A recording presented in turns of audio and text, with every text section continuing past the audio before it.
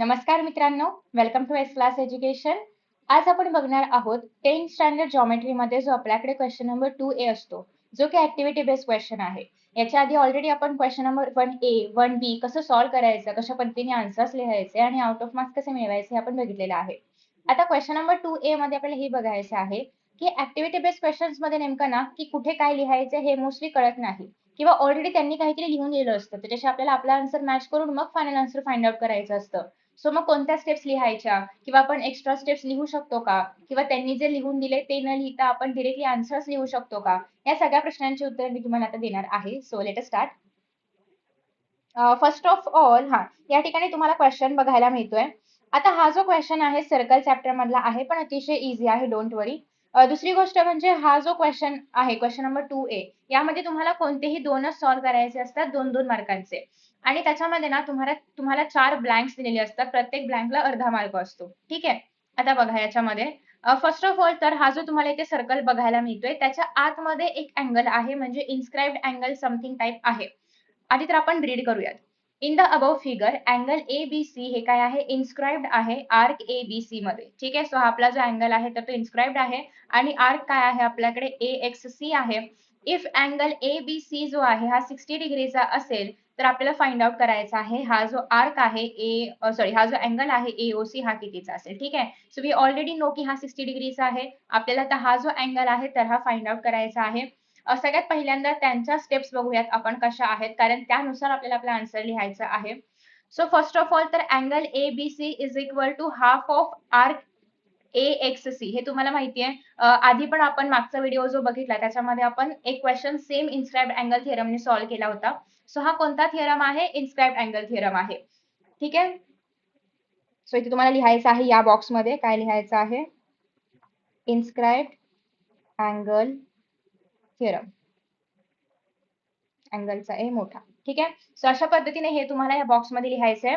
आता एबीसीचं मेजरमेंट काय सांगितले, 60 डिग्री. सो इथे 60 डिग्री आलं. Half of major arc AXC we don't know. सो आता या ठिकाणी हा 2 काय होईल, इकडे जाईल आणि काय होईल, 120 डिग्री. सो 120 डिग्री काय झालं, measure of arc AXC.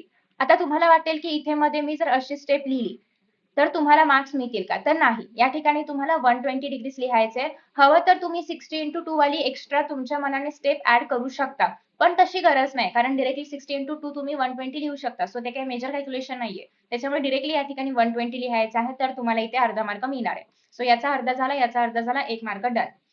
But आपल्याला काय काढायचं, आपल्याला AXC काढायचं होतं का, नाही, आपल्याला angle of AOC find out करायचं होतं.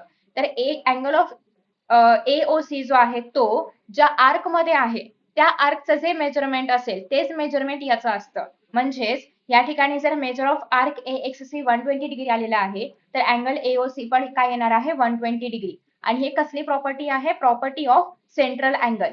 सो या ठिकाणी आर्क काय येणार आहे, AXC. सो या ठिकाणी आन्सर मध्ये काय लिहायचंय, AXC. म्हणजेच आपला जो अँगल ऑफ AOC आहे तो किती बनला, 120 डिग्रीचा बनला. सिंपल. म्हणजे एवढे इझिली तुम्ही हे सगळे क्वेश्चन सॉल्व्ह करू शकता. आता पहिली गोष्ट, त्यांनी हे जे काही लिहून दिले सोल्युशन मध्ये ते सगळं तुमच्या आन्सर शीट मध्ये असलंच पाहिजे. दुसरी गोष्ट, तुम्ही जे जे आन्सर्स लिहिताय, म्हणजे ज्या ज्या ब्लँक मध्ये लिहिताय ते ब्लँक्स तुम्हाला ड्रॉ करायचे आहेत. म्हणजे तुम्ही जेव्हा लिहिताय इन्स्क्राइब्ड अँगल थिअरम, तर ह्याच्या भोवती तुम्हाला बॉक्स करायचाच आहे आणि मग आन्सर लिहायचे. सो दॅट एक्झामिनरला पण कळेल की येस हे आन्सर आहे, किंवा हा इथे बॉक्स आहे, किंवा हे उत्तर आहे, हे त्यांना कळलं पाहिजे. तर असं करत करत तुम्हाला हा क्वेश्चन सॉल्व्ह करायचा आणि मग तुम्हाला याचे मिळणार आहे 2 मार्क. इझी आहे ना, म्हणजे अजिबात काही डिफिकल्ट नाहीये. आता दुसरा क्वेश्चन असा आहे की डायग्राम ड्रॉ करायची का, करू शकता, कम्प्लिटली ऑप्शनल आहे. कारण ऍक्टिव्हिटी बेस्ड क्वेश्चन मध्ये जे सोल्युशन नंतरचं आहे तेवढं लिहिणं अपेक्षित असतं, कारण मार्क्स फक्त ब्लँकला आहेत. ते डायग्राम ड्रॉ करा नाही करा काही फरक नाही पडणार आहे. ठीक आहे. ओके चलो. कारण ह्याच्यामध्ये बॉक्स भरणं इम्पॉर्टंट आहे आणि ते बॉक्स कुठे आहेत हे एक्झामिनरला तेव्हाच कळेल जेव्हा तुम्ही फुल सोल्युशन लिहाल. आफ्टर दॅट नेक्स्ट क्वेश्चन आता आपण बघतोय. नेक्स्ट क्वेश्चन मध्ये काय सांगितलंय, find the value of sine square theta plus cos square theta. So हे प्रूफ आहे sine square theta plus cos square theta is equal to 1चं. आता ते कसं येतं ते आपण बघणार आहोत. आपल्याला काय फुल सॉल्व्ह नाही करायचंय, फक्त ब्लँक्स फिल करायचे आहेत. बघा आता या ठिकाणी काय सांगितलंय, सोल्युशन पासून लिहायला सुरुवात करायची आहे की in triangle ABC angle ABC किती आहे, 90 डिग्री, हे झालं. त्यानंतर अँगल C काय आहे, काहीतरी थीटा आहे, वी डोंट नो काय थीटा आहे. आता as per the Pythagoras theorem यांनी ऑलरेडी सांगितलंय. पायथागोरस थिअरम नुसार काय असतं, हायपोटेनसचा square is equal to side one square plus side two square. तर साइड 1 आपल्याकडे आहे AB चा स्क्वेअर प्लस साइड 2 आपल्याकडे आहे BC चा स्क्वेअर इज इक्वल टू काय असलं पाहिजे आपल्याकडे या ठिकाणी हायपोटेनसचा म्हणजेच AC चा स्क्वेअर. सो आपल्याला काय लिहायचं आहे इज इक्वल टू AC चा स्क्वेअर. सो AC काय आहे या ठिकाणी हायपोटेनस आहे. सो तुम्ही इथे काय लिहिणार आहात AC चा स्क्वेअर. सो हा झाला आपला पहिला ब्लँक. सो आता काय करायचं आहे दोन्ही साइड्सला म्हणजेच LHS मध्ये जे आपल्याकडे AB square plus BC square आहे ते आणि या ठिकाणी जे AC स्क्वेअर आहे सगळ्यांना आपल्याला काय करायचं आहे डिवाइडेड बाय AC स्क्वेअरने. सो बघा इथे डिवाइड केलं आता हे कॅन्सल होऊन काय उरेल 1 उरेल. या ठिकाणी AB by AC the whole square या ठिकाणी BC by AC the whole square is equal to 1. आता AB by BC is equal to काय येणार आहे इज इक्वल टू आपल्याकडे काय अवेलेबल आहे इथे ब्लँक आहे. आता मला सांगा AB कुठे आहे इथे आहे आणि AC कुठे आहे इथे आहे.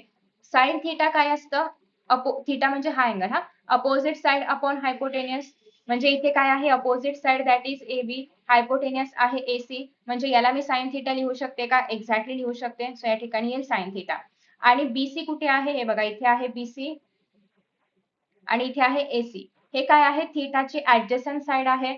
सो कॉस थीटा काय असतं ऍडजसंट साइड बाय हायपोटेनस असतं. ऍडजसंट साइड किती आहे आपल्याकडे BC हायपोटेनस किती आहे आपल्याकडे AC म्हणजेच या ठिकाणी मी BC बाय AC ला कॉस थीटा लिहू शकते राईट लिहू शकते. म्हणजेच याच्या ऐवजी AB बाय AC च्या ऐवजी मी साइन स्क्वेअर थीटा आणि BC बाय AC च्या ऐवजी मी कॉस स्क्वेअर थीटा नक्कीच लिहू शकते इज इक्वल टू काय बनलं 1.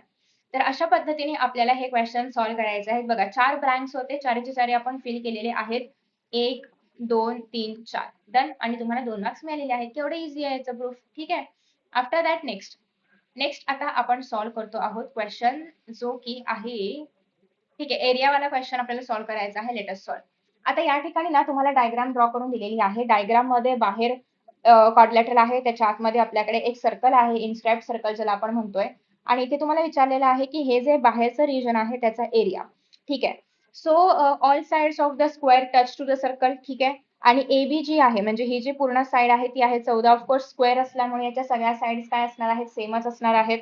सो सगळ्यात पहिल्यांदा तर एरिया ऑफ स्क्वेअर आपण काय करू शकतो एरिया ऑफ स्क्वेअर मधून जर मी सर्कलचा एरिया सबट्रॅक्ट केला ठीक आहे एरिया ऑफ स्क्वेअर मधून जर मी सर्कलचा एरिया सबट्रॅक्ट केला तर ह्या ज्या उरलेल्या जागा आहेत त्याचा आपल्याला ऍक्च्युअल एरिया मिळेल. ठीक आहे. पूर्ण स्क्वेअर आहे आपल्याकडे त्याच्या आतमध्ये सर्कल आहे. सो पूर्ण स्क्वेअर मधून जर मी सर्कलला रिमूव्ह केलं तर जी जागा शिल्लक राहील त्याचा एरिया मला मिळेल राईट. सो तेच आपल्याला करायचं आहे. आधी आपण पूर्ण स्क्वेअरचा एरिया काढूयात. What is area of square side square. So या ठिकाणी काय येईल साइड स्क्वेअर. साइड किती आहे 14. सो 14 चा स्क्वेअर किती येतं 196. सो दुसरी ब्लँक फिल झाली 196. एरिया ऑफ सर्कल काय असतं पाय आर स्क्वेअर. पाय किती आहे 22/7. रेडियस किती सांगितलेली आहे सांगितली का नाही सांगितली बट एज्युम करा. यांनी आपल्याला काय सांगितलं की सर्कलचे सगळे साइड्स जे आहेत तर ते आपल्या स्क्वेअरला टच होत आहेत. म्हणजे जर मला इथे मी O घेतला त्याचं सेंटर आणि हे जर मला फाइंड आउट करायचं असेल तर हे अर्थात किती असणार आहे हाफ ऑफ द स्क्वेअरची साइड म्हणजेच किती येणार आहे 14/2 दॅट इज 7. तर यांनी रेडियस स्वतःहूनच 7 घेतलंय. कॅल्क्युलेशन पण यांनीच केलेले आहेत आपल्याला काही करायचं नाहीये. आणि या ठिकाणी फक्त तुम्हाला काय करायचं आहे area of shaded region is equal to area of square minus area of circle. स्क्वेअरचा किती आला 196. सर्कलचा त्यांनीच फाइंड आउट केलाय 154. हे सबट्रॅक्ट करा. सबट्रॅक्ट करून तुम्हाला किती मिळते 2 आणि 4. सो 42 सेंटीमीटर स्क्वेअर हे झालं काय तुमचं area of the shaded region. Simple आलं आन्सर. एवढंच करायचंय तुम्हाला. सो केवढे इझी क्वेश्चन्स आहे त्याच्यामध्ये. ठीक आहे. सो अशा प्रकारचे क्वेश्चन्स तुम्ही आरामात सॉल्व्ह करू शकता. सो आय होप की तुम्हाला हा व्हिडिओ समजला असेल किंवा यातले क्वेश्चन कसे सॉल्व्ह करायचे हे कळले असतील. नेक्स्ट व्हिडिओ मी कशावरती बनवला पाहिजे हे मला नक्की खाली कमेंट बॉक्समध्ये कमेंट करून सांगा किंवा फुल पेपर ज्या पॅटर्न मध्ये आहे त्या पॅटर्न मध्ये फॉलो करायचं आहे का ते पण सांगू शकता. आणि अशाच प्रकारचे क्वेश्चन्स खूप इझी क्वेश्चन्स तुम्हाला एक्झाम मध्ये येतात. सो अजिबात घाबरायची गरज नाहीये. MCQs पण मोस्टली पायथागोरस थिअरमच्या चॅप्टर मधले येतात. त्यानंतर नेक्स्ट आहे किंवा सिमिलॅरिटी मधले MCQs येऊ शकतात. ट्रिगो मधला एखादा कुठला तरी टाकला जाऊ शकतो त्या क्वेश्चन नंबर 1A आणि 1B मध्ये. एखादा मेन्सुरेशनचा टाकला जाऊ शकतो. सो बेसिकली यातलेच मोस्टली काही क्वेश्चन्स तुम्हाला विचारले जातील जे की खूप इझी असतात आणि आरामात सॉल्व्ह होतात कारण एका मार्काला जास्त टफ असं काही येत नाही. सो ते तर होऊनच जाईल. दुसरा आपण क्वेश्चन नंबर 2A बघितलं याच्यामध्ये पण काही खूप अवघड ब्लँक्स नव्हते केवढे इझी होते आपण आरामात सॉल्व्ह केले. सो याच्यानंतर तुम्हाला कोणत्या क्वेश्चनवरती व्हिडिओ हवा आहे नक्की सांगा. Thank you so much and see in the next session. Bye bye.